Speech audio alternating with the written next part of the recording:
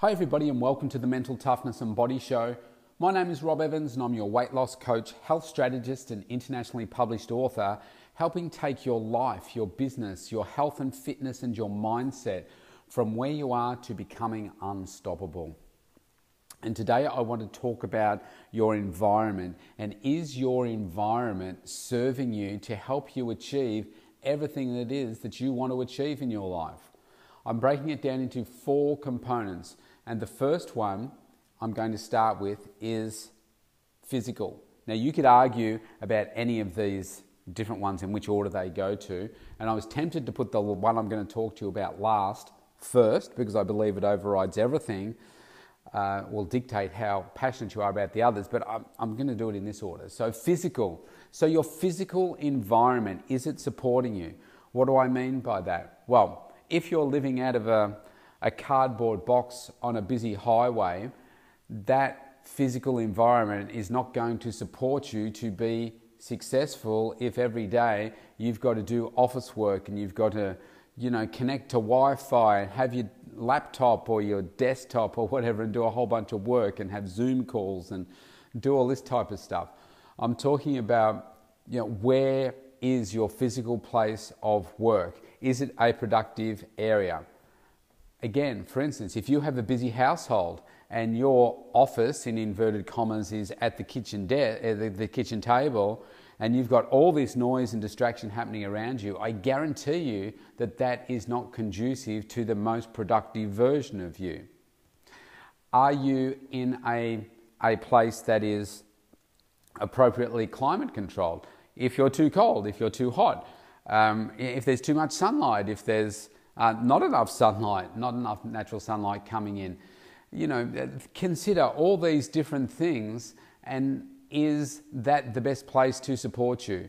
For me personally, I'm very, probably borderline obsessive around certain aspects, but if I don't have the right setup in my office, then I just can't work productively. So I have a corner desk, one of those ones that goes right into the corner. I've got like an L shape. I've got an extended part of the desk that goes down my right hand side and a much longer part that goes down my left hand side. I've got my printer on one side. I've got 2 computer screens, and again, for many years I only had one screen. And then one of my clients who was really into computers, he said, how can you get away with just using one screen, and why are they so small? Why is it so small? And then I got 2, and then he said, why are they so small? So now I've got 2, I think they're like 17-inch monitors. And why is that so good? Well, I can have something on one screen and work on the other and, drag from one to the other, and it stops toggling from one screen to the next and stuff. It's a really big time saver for me, and I found that really helps me. I have natural light coming through my window, which is really important for me.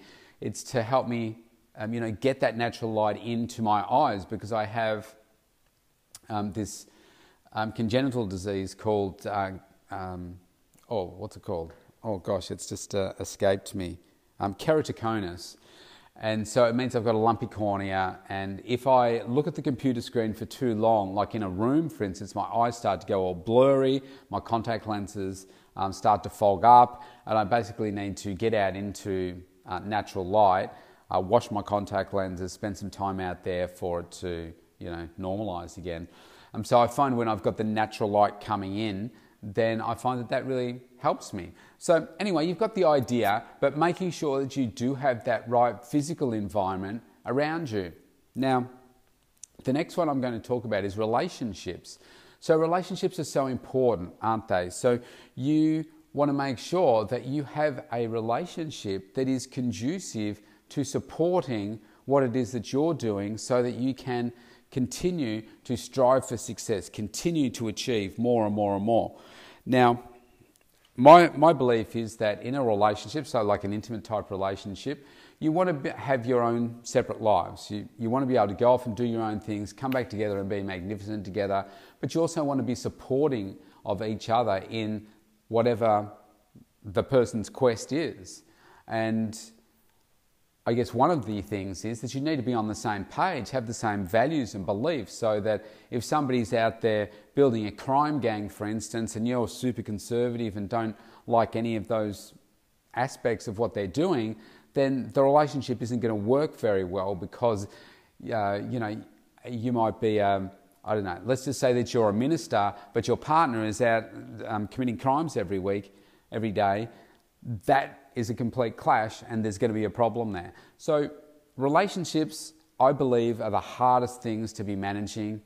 You can manage business relationships and everything, but you've got so much emotion and passion and energy and normally children tied up in a relationship that it just brings a whole other level of stress and complexity.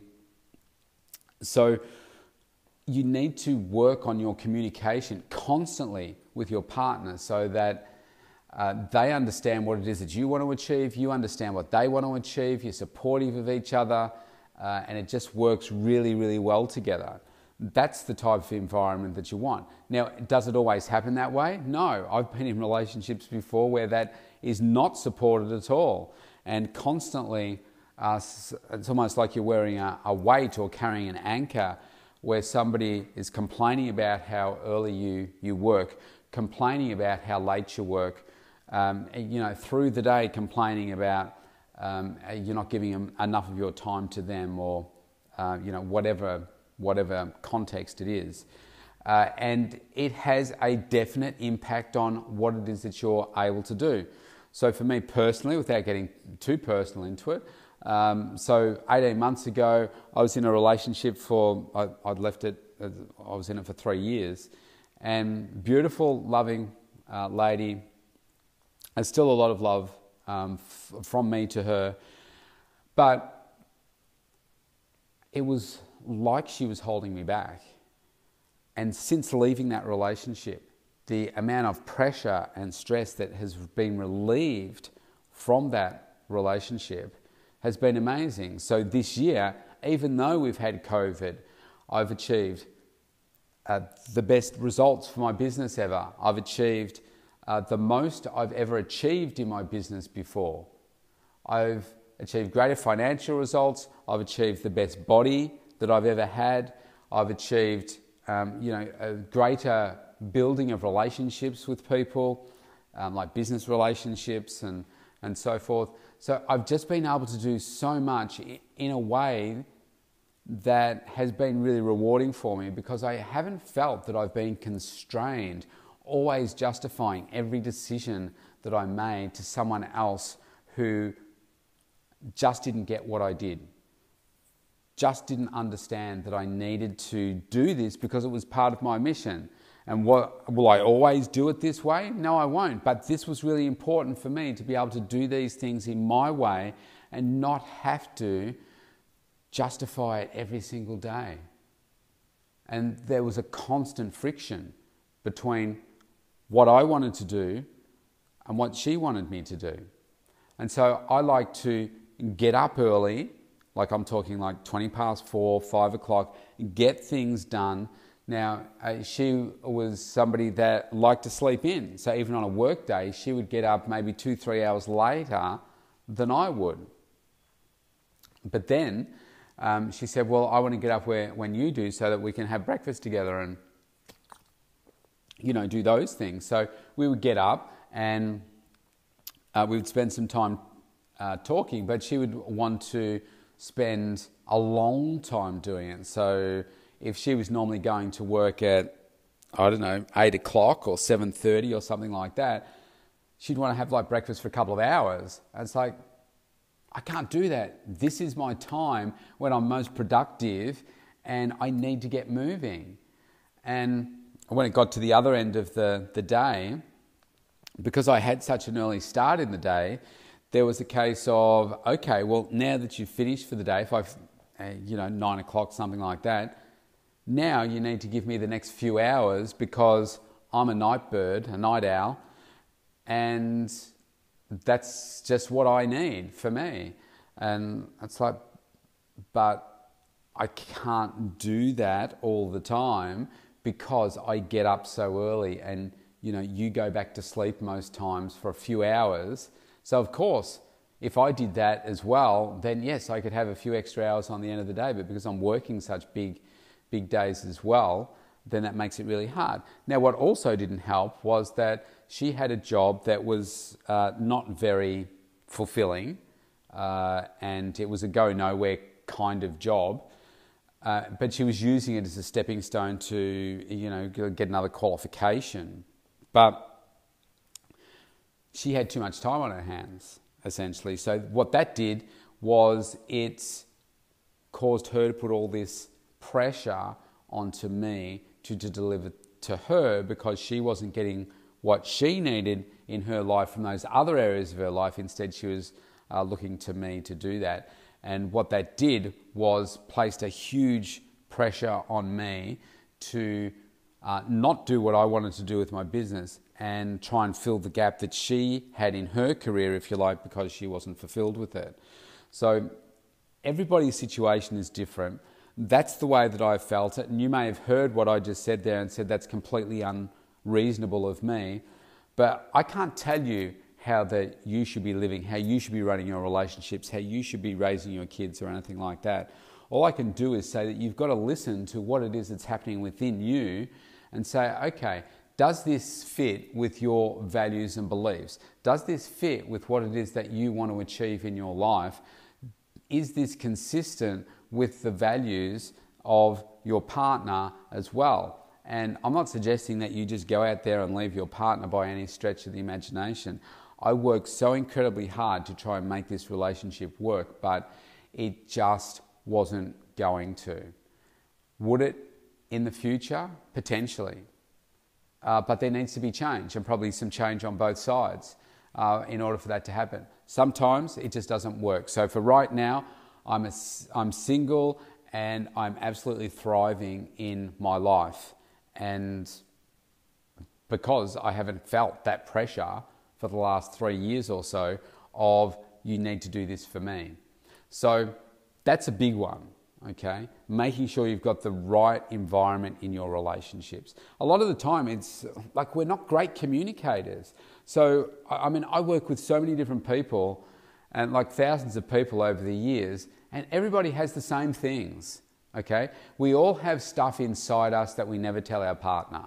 We all have stuff that we don't tell them until there's something blows up. We leave it fester away inside us until it becomes so big that it explodes all over the place and it ends in friction between you.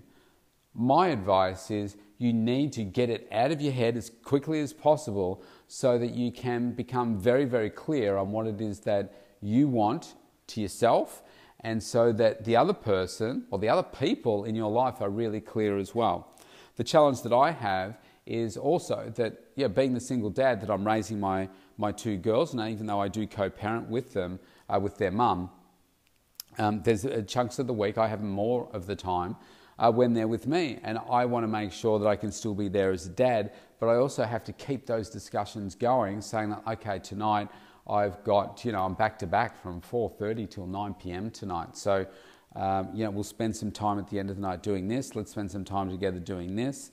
Come and grab me if you need me, kind of thing. But this is the way that it is, so that I'm transparent. I'm making sure that they understand. It's not always like that, but right now I'm going through a tremendously busy patch.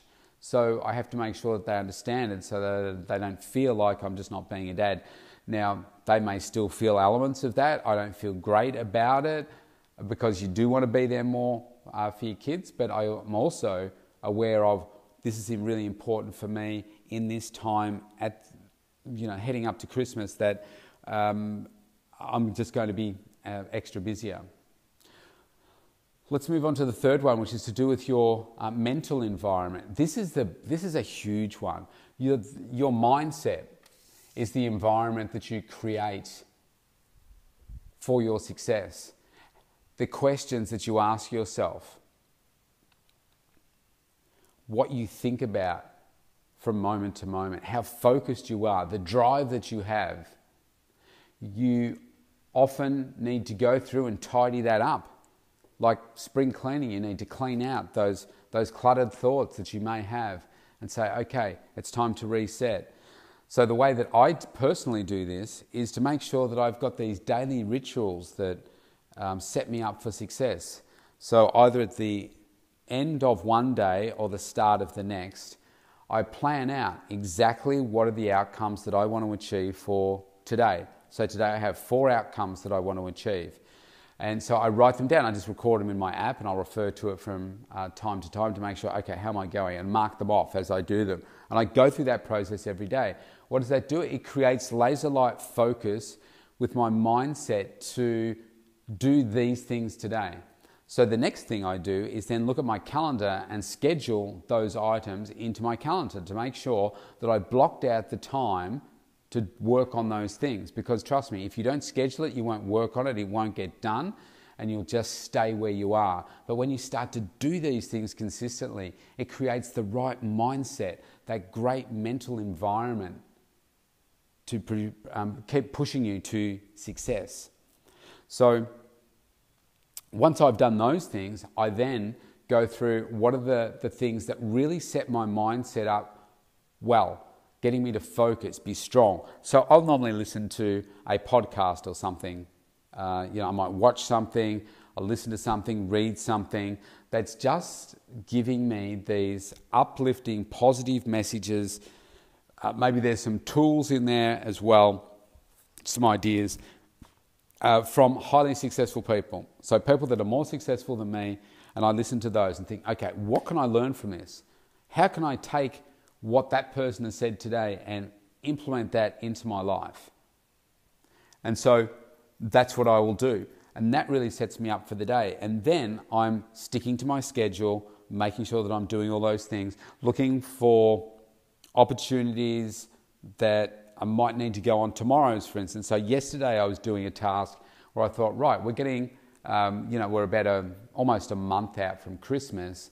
And every year I do a Christmas campaign. I thought, man, I need to get onto that. And I'm so busy, I need to make sure that I can start that from the 1st of December. So I've got basically a week to get it done. So I was looking at some old campaigns, and then as I was doing that, I was realizing, that's right, last year I ran these 8 different offers, and it was the most successful Christmas campaign in 12 years, or 11 years then, it'll be 12 years this time. So I thought, okay, if it's not broken, don't change it, don't fix it. So I'm basically going to run with most of the same offers as last time. There was one in there that didn't really work, but run with the ones that did work, and I'm going to add some new coaching ones in there as well. And that just came out of yesterday. I thought, I'm going to spend 10 minutes on looking at this now.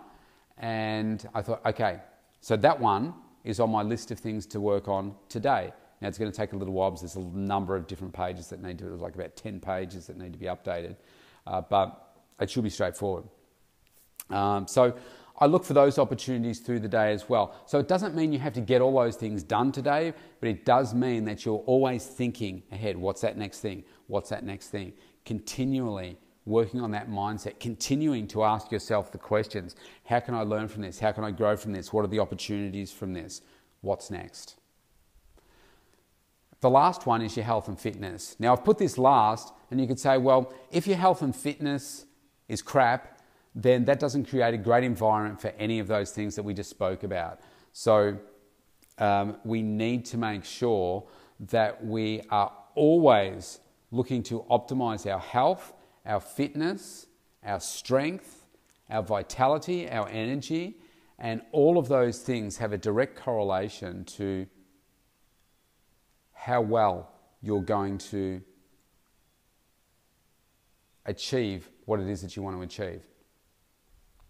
So I know when I'm feeling, well, let's say you're sick, for instance, so your health is really poor.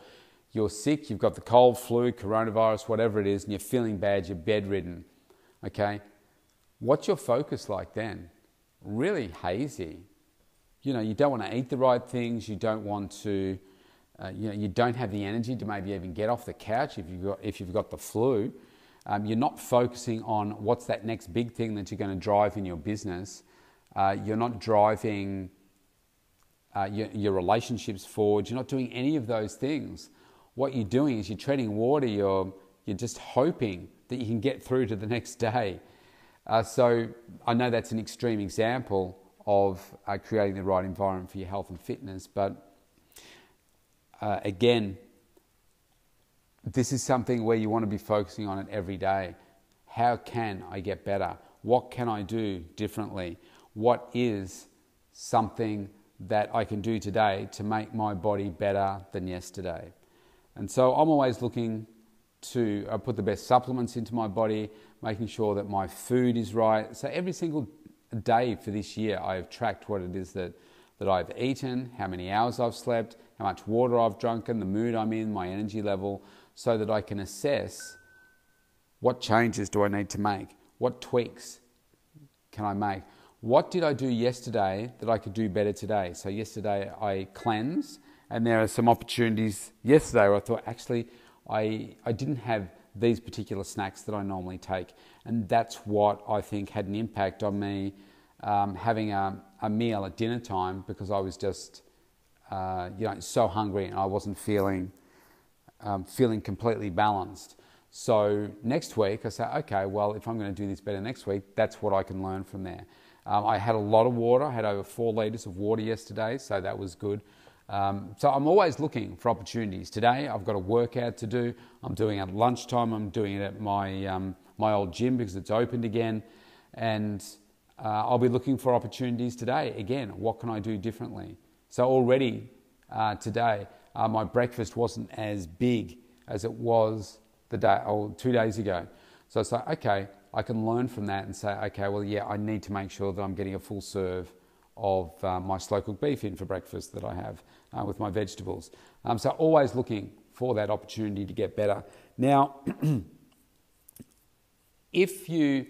another reason you could say, well, why you put this last, if you're not in a good physical environment, if your relationships are poor, if your mindset is not strong, then your health and fitness is going to suffer.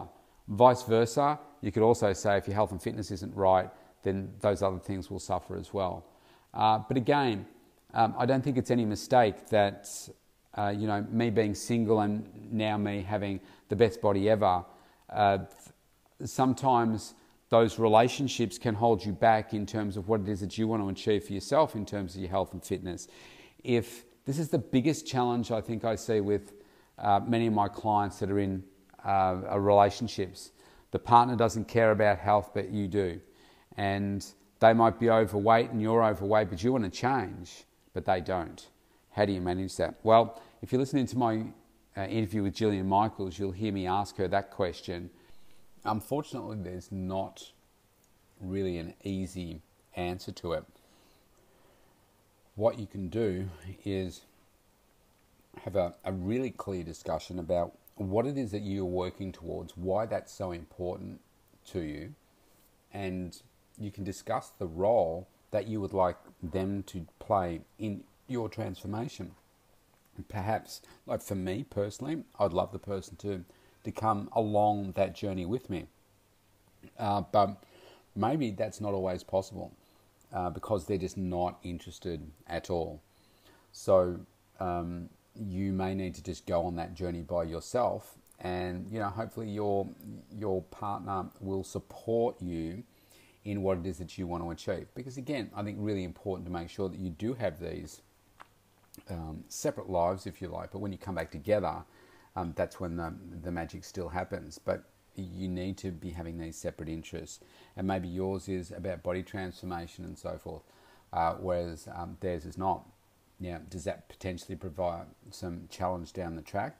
I believe it does, because you're going to be living a different type of lifestyle, and they, like if you want to live an optimized health version and they want to live a takeaway fast food type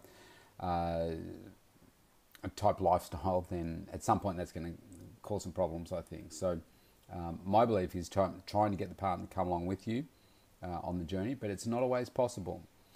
So if it's not, you still got to do what's important for you, and try and manage that gap if you can.